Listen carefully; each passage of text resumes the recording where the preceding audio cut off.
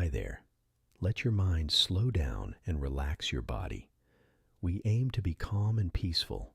And please, in the comments, write down your best help for sleeping and let me know where you are from. And never forget that you are loved and important in this world to somebody. You are unique and we love you. The Whispering Trees. I grew up in a small town surrounded by dense forests. The woods were a constant presence in my childhood, a sprawling maze of tall pines and twisting trails that seemed to go on forever. My friends and I spent countless afternoons exploring, inventing games, and daring each other to venture deeper into the unknown. There was one part of the forest, though, that none of us ever went near: Hollow Grove. It wasn't marked on any map, but everyone in town knew about it. The trees there were older than the rest of the forest, their branches gnarled and twisted, casting eerie shadows even in broad daylight. Stories about the grove varied. Some said it was cursed, others claimed it was haunted by the ghosts of people who had vanished there over the years. My grandmother used to warn me, "Never go near the hollow trees. They'll whisper your name." I thought it was just an old wives' tale. But everything changed when I turned 16. It was late summer, and my best friend Darren and I were hiking the trails behind my house. The sun was setting, and the forest was bathed in golden light. We had taken a path we didn't usually follow, one that veered deeper into the woods than we had planned. The air grew cooler, the trees denser, their trunks thicker and darker than those we were used to. "Where are we?" Darren asked, glancing around nervously. I hesitated, looking at the unfamiliar trees. The path had vanished beneath a blanket of moss and fallen leaves. "I don't know," I admitted, trying to sound calm. "But we should probably head back." That's when we heard it, a faint whisper carried on the breeze. We froze, our eyes darting toward the sound. It was soft, almost indistinct, like the rustling of leaves. But as we stood there, listening, it grew clearer. A voice, low and hollow, calling our names. "Darren! Ella!" My blood ran cold. "Did you hear that?" I whispered, gripping Darren's arm. He nodded, his face pale. "We need to go." We turned and started walking quickly, our footsteps crunching against the undergrowth. But the whispering followed us, growing louder with each step. The trees seemed to close in around us, their twisted branches stretching toward the sky like skeletal hands. "Ella," the voice hissed again, sending chills down my spine.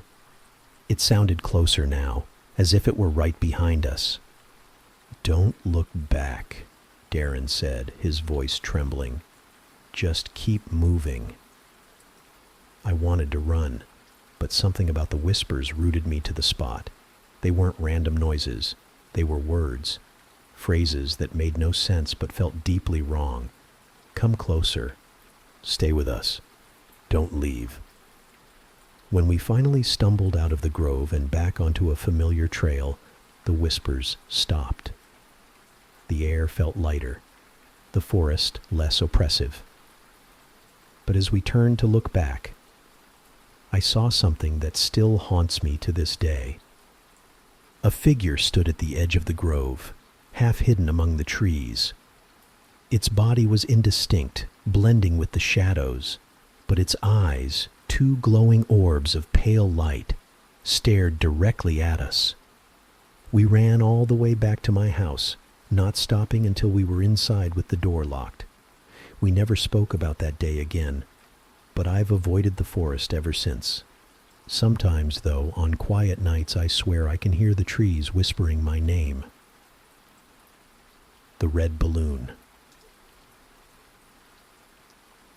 The carnival came to town every summer, setting up in the large field on the outskirts of the city. It was the highlight of the year for most of us kids, with its flashing lights, colorful tents, and the smell of fried food wafting through the air. My friends and I would save up all year just to blow it all on rides and games that were overpriced and rigged. It was tradition. That summer, though, something felt different. The carnival seemed darker somehow. The lights were dimmer, the music quieter, and the crowd thinner than usual. Even the workers seemed off, silent, their faces blank as they operated the rides and handed out prizes. It was the last night of the carnival when I saw the balloon stand.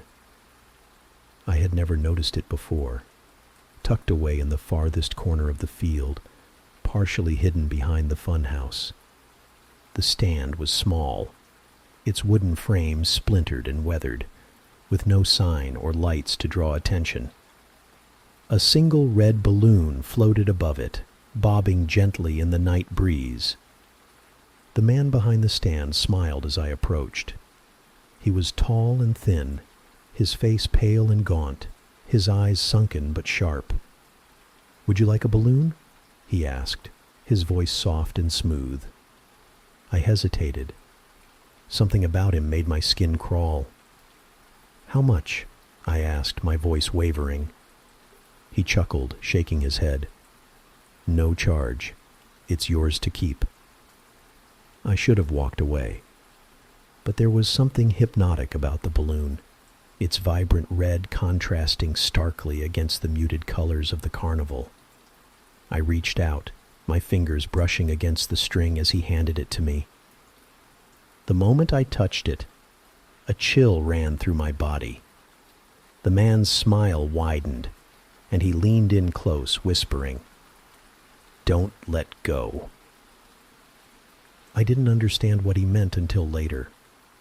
As I walked home, the balloon floated beside me, its string tight in my hand.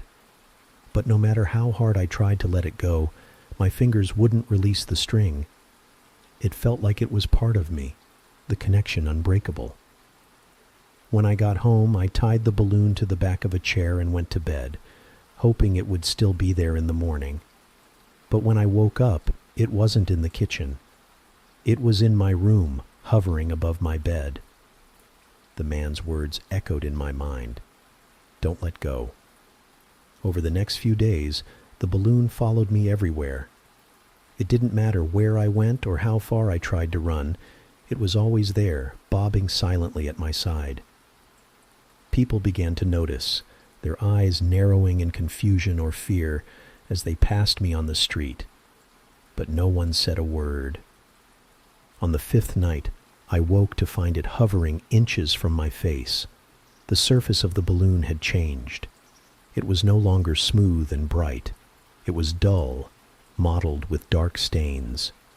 And then I saw it, a face, faintly visible beneath the latex, its features contorted in a silent scream. I don't know how I managed to get rid of it. I only remember running into the woods, tying the string to a branch, and leaving it there as I sprinted back home. But sometimes, when I pass the edge of the forest, I swear I see it, floating just beyond the trees, waiting for me to come back. The shadow in the basement. When my parents bought the old Victorian house, they were thrilled. It was a steal, 6 bedrooms, a sprawling yard, and plenty of character. Sure, it needed some work, but my dad was handy, and my mom loved a good DIY project. From the moment we moved in, though, I hated the basement. It was cold and damp, with a low ceiling and a single bare bulb that cast harsh shadows on the concrete walls. The air smelled faintly of mildew, and no matter how many times my mom cleaned, the scent never went away.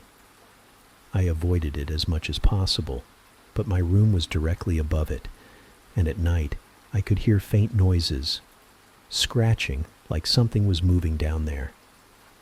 My dad insisted it was rats. "These old houses always have them," he said, setting traps in the corners. but the traps never caught anything, and the noises continued.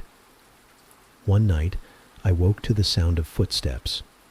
They were heavy and deliberate, pacing back and forth beneath my room.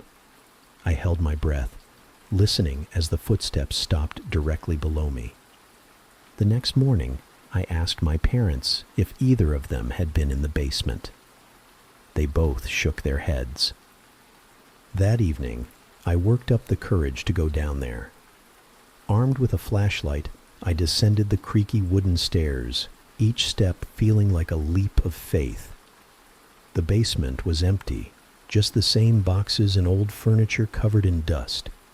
But as I turned to leave, my flashlight flickered, and I saw it. A shadow, darker than the rest, standing in the far corner. It didn't move, didn't make a sound, but I could feel it watching me.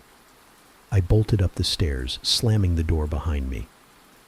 The noises stopped after that night, but I never went into the basement again. Whatever was down there, it wanted to stay hidden, and I wasn't about to find out why. The stranger in the mirror. It started with small things. My reflection would linger for a split second longer than it should have, or it would blink when I hadn't. At first, I thought I was imagining it. Long hours at work, too much coffee, not enough sleep. It all made sense. But then it got worse. One morning, I stood in front of the bathroom mirror brushing my teeth, and I noticed my reflection wasn't moving. It stared back at me, its eyes darker than mine, its expression too calm. I froze, my toothbrush clattering into the sink. The moment I looked away, it moved. I could see it in the corner of my eye, its head tilting slightly, its lips curling into a faint smile. I avoided mirrors after that. I covered the one in my bedroom and used my phone camera to check my appearance. But mirrors are everywhere. In store windows, car doors, even puddles. And no matter where I saw my reflection, it always seemed wrong. One night, I woke to the sound of shattering glass. The mirror in my bedroom had fallen to the floor, its surface fractured into a web of jagged cracks. I stared at it, my chest tightening, as I realized the reflection wasn't fractured. It was whole, and it was smiling. I don't use mirrors anymore, but sometimes, when I pass by one, I catch a glimpse of something that shouldn't be there, something that's still waiting, still watching. The man in the barn. My grandparents' farm was my favorite place in the world when I was a kid. Summers there meant endless days of running through fields, climbing trees, and helping feed the animals. The old barn, though, always gave me the creeps. It stood at the far end of the property, its paint peeling and its doors sagging on rusted hinges. My grandmother warned me never to go inside. "It's not safe," she'd say. "It's old and falling apart." But one summer, when I was about 12, curiosity got the better of me. It was late in the afternoon, the golden light casting long shadows across the fields. My grandfather had gone into town, and my grandmother was napping. I decided to sneak out to the barn. The air smelled of hay and dust as I pushed open the creaking door, stepping into the cool darkness inside. The barn was mostly empty, its interior lit by rays of sunlight streaming through gaps in the wooden slats. Old tools and broken machinery were piled in the corners, and a rickety ladder led up to the loft. I climbed the ladder, my hands gripping the splintered wood as I hoisted myself up. The loft was filled with hay bales, some of them so old they had collapsed into piles of dust. And then I saw him. A man stood in the far corner, partially hidden in the shadows. He was tall and thin, his clothes tattered and dirty. His face was pale, his eyes wide and unblinking as they locked onto mine. I froze, my heart pounding in my chest. "Who are you?" I stammered. He didn't answer. He just stared, his head tilting slightly, his lips curling into a faint smile. Then, slowly, he raised one hand and pointed at me. I scrambled down the ladder, my hands trembling as I gripped the rungs. The barn felt colder now, the air thick and suffocating. When I reached the ground, I bolted for the house, not daring to look back. I told my grandmother what I had seen, expecting her to laugh it off or tell me I had imagined it. Instead, her face went pale. "You went into the barn?" she whispered, her voice trembling. I nodded, tears streaming down my face. "There was a man up there." She shook her head, grabbing my shoulders and pulling me close. "There's no one in that barn," she said firmly. "No one living anyway." I never went near the barn again. My grandparents sold the farm a few years later, and I haven't been back since.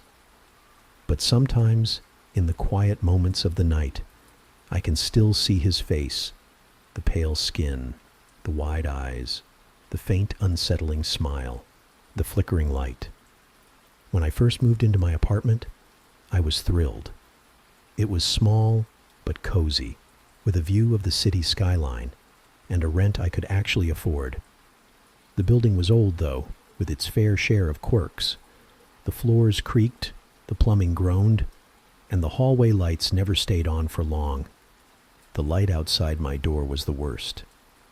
It flickered constantly, casting strange, shifting shadows on the walls. At night, I'd hear faint clicks as it blinked on and off, the sound echoing through the narrow hallway. One evening, as I was unlocking my door, the light flickered violently before going out completely.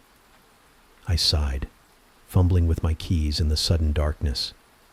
Then I felt it, a presence, like someone standing just behind me. I whipped around, my breath catching in my throat. The hallway was empty. Shaking it off, I stepped inside and locked the door. I told myself it was just my imagination, the darkness playing tricks on me. But the feeling didn't go away. Every night after that, I felt it. The weight of someone watching me, their presence just beyond the edge of the flickering light. One night, I decided to confront it. Armed with a flashlight, I stepped into the hallway, the cold air prickling my skin. The light outside my door flickered weakly, casting erratic shadows that danced across the walls. "Hello?" I called out, my voice echoing. Nothing. I shone the flashlight down the hall, sweeping it across the peeling wallpaper and faded carpet. When the beam reached the end of the corridor, I saw it, a figure standing motionless in the shadows. It was tall and thin, its features obscured, but I could feel its eyes on me. The flashlight flickered, and the figure was gone. I backed into my apartment, slamming the door shut and locking it. I didn't sleep that night, the faint clicks of the hallway light echoing in my ears. The next morning, I asked the landlord about the building's history. He frowned. "That hallway," he said, shaking his head. "It's been weird for years. Some tenant died there a long time ago. Nobody knows the details." I haven't seen the figure again, but I still feel its presence. Every time the light flickers, I wonder if it's still there, watching from the shadows. The hand in the window. Growing up, my bedroom faced the backyard, which sloped gently down toward a dense row of trees. At night, the yard was pitch black, the trees barely visible against the inky sky. My parents always kept the curtains closed, but one summer, I decided to leave them open. I liked the idea of falling asleep under the moonlight, with the stars shining down on me. The first night, I woke up around 3 a.m. to a faint tapping sound. It was soft and rhythmic, coming from the window. I sat up, rubbing my eyes, and peered into the darkness. At first, I saw nothing. Then, just as my eyes adjusted, I noticed it. A pale hand pressed against the glass. My breath caught in my throat as I stared at the hand, its long fingers splayed out across the window. It was motionless, the skin unnaturally smooth and white, like porcelain. I scrambled out of bed, bolting down the hall to my parents' room. "There's someone outside my window!" I cried, shaking my dad awake. He grabbed a flashlight and followed me back to my room. But when we got there, the window was empty. The yard was silent, the grass undisturbed. He dismissed it as a bad dream, patting my shoulder and telling me to go back to sleep. The next night, it happened again. This time I woke to see not just a hand, but a face, pale and featureless, pressed against the glass. Its hollow eyes stared directly at me, unblinking. I screamed, and the face vanished, leaving nothing but the faint outline of breath on the window. My parents didn't believe me. "It's your imagination," my mom insisted. But I knew what I had seen. I started sleeping with the curtains closed after that. But sometimes, late at night, I'd hear the tapping again. I never opened the curtains to check. I didn't want to see what might be waiting for me on the other side. The elevator. The office building where I worked was modern and sleek, all glass and steel, with elevators that hummed smoothly as they ascended and descended. I'd taken the same elevator every day for years without a second thought. But one evening, as I was working late, I noticed something strange. It was nearly 9 p.m., and the building was empty except for me. I stepped into the elevator, pressing the button for the ground floor. The doors slid shut, and the elevator began its descent. Halfway down, it stopped. The lights flickered, and the air grew heavy. I pressed the button for the ground floor again, but nothing happened. Then slowly, the elevator began moving. Up, not down.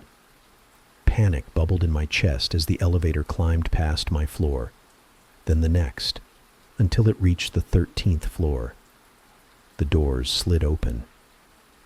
The hallway beyond was dark, the overhead lights flickering faintly. I stepped forward, peering into the shadows. The floor was supposed to be vacant, under renovation. But as I looked closer, I saw someone standing at the far end. The figure was motionless, its back to me. It wore a suit, its shoulders unnaturally broad, its head slightly tilted. "Hello?" I called out, my voice shaking.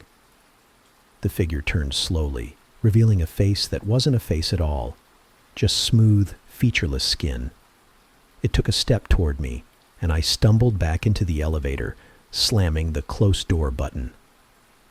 The doors shut just as the figure reached them, and the elevator jolted downward. When it reached the ground floor, I ran out of the building, my chest heaving. I quit my job the next day.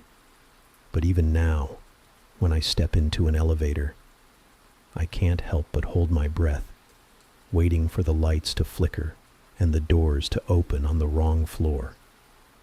The locked classroom. When I was in high school, there was an old classroom at the end of the east wing that had been locked for as long as anyone could remember. The door was scratched and scuffed, its paint peeling in jagged streaks. Rumors swirled about why it was off limits. Some said a student had died there years ago, while others claimed the teacher who used to work in that room had gone insane. No one ever saw the janitors go inside, and the principal refused to talk about it. Of course, that just made it irresistible. One rainy afternoon, as I was walking to my locker, I passed the door and noticed something unusual. It was slightly ajar.